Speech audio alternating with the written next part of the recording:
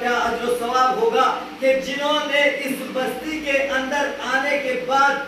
आपके अंदर वो चीज पैदा कर दी कि आप माशाअल्लाह से आप नमाज को पढ़ने वाले हैं, आप रोजे को अंजाम देने वाले हैं, आपके यहाँ एक मस्जिद करार दे दी, आपके यहाँ एक इमाम बारगाह करार दे दिया कि जो उसका सवाब बन जाए, जो आपके लिए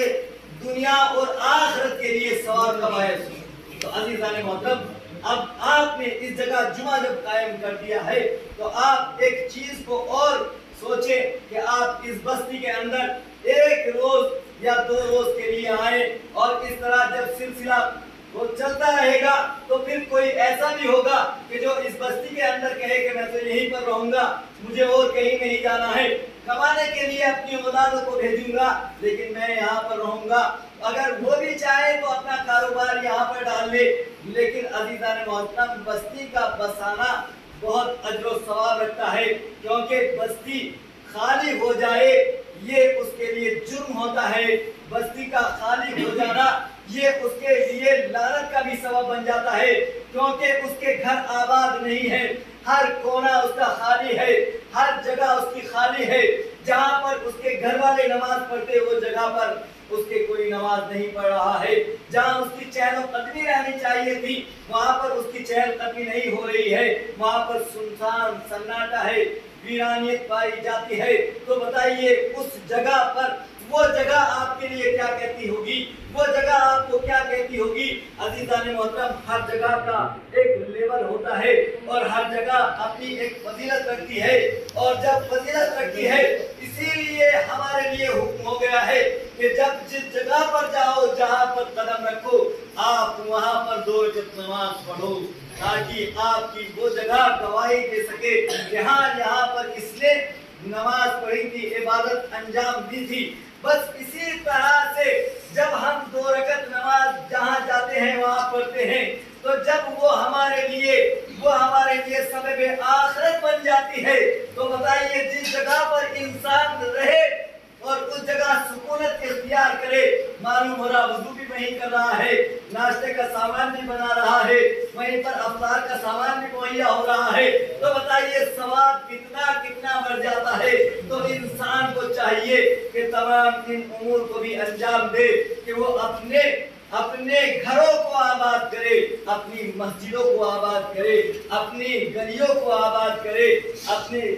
महलों को आबाद करे, अपने बाजारों को आबाद करे। ये तमाम चीजें कहा गया है और ताकीदन कहा गया है कि इसी के साथ साथ ये तमाम चीजें शुरू कर दी जाए तो अज़ीज़ान मोहतरम, सोने पर सुहागा हो जाएगा। जिस तरह से आपने इस मस्जिद में ये नमाज बर्पा की है, माशाअल्लाह से आप इस देहात में, इस करिए के अंदर आकर अपने को सुकूनत महसूस करें। ना जाने आपके अजदाद यहाँ से आकर वापस किस तरह से किस हालत में जाते होंगे, यहाँ मेरी औलाद यहाँ पर मौजूद नहीं है। तो अज़ीज़ान मोहतरम, उनके लिए फातिहा भी होगी, उनके लिए नज़र भी होगी जब आप यहाँ पर होंगे। और अरवाह के लिए कहा गया है कि रूहे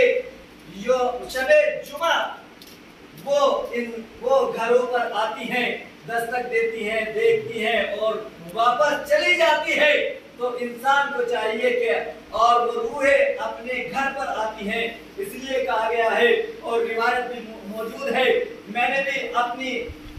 मजालिस के अंदर और जो ऐलानात पेश किए थे उसमें बाकायदा वो हदीस पेश की थी कि जो इंसान मर जाता है, खुदावंद आलम उनकी रूहों को उनकी पैदाइश गाह पर वापस भेज देता है कि वो अपनी पैदाइश गाह पर वो रूहें उनकी वहां पर आती हैं। तो अब ये गौर करने की बात है कि जब पैदाइश गाह पर रूहों को वापस कर दिया जाता है तो फिर उन घरों में आना चाहिए, उन घरों में बसना चाहिए, वहां पर नज़रो फातिहा का एहतमाम करना चाहिए ताकि वो रूहें उन घरों से खुश होकर निकले, खुश होकर जाएं और आपको एक तोहफा दे जाएं जो आपके लिए आखिरत का सबब बन सके। तो अज़ीज़ान मोहतरम, मैं आपसे यही गुजारिश करूंगा कि आपने जुमे का एहतमाम किया, वाकई बहुत सवाब है और इतना सवाब है, बेइंतहा सवाब है कि इस जुमे में जितने आदमी होंगे उतनी ही बरकतें बढ़ती चली जाएंगी। जितने आदमी यहाँ से चले जाएंगे वो सवाब हासिल करते चले जाएंगे। इसका अजर और सवाब बेइंतहा और बेबहा है कि जिसको इंसान समझ नहीं कर पाता,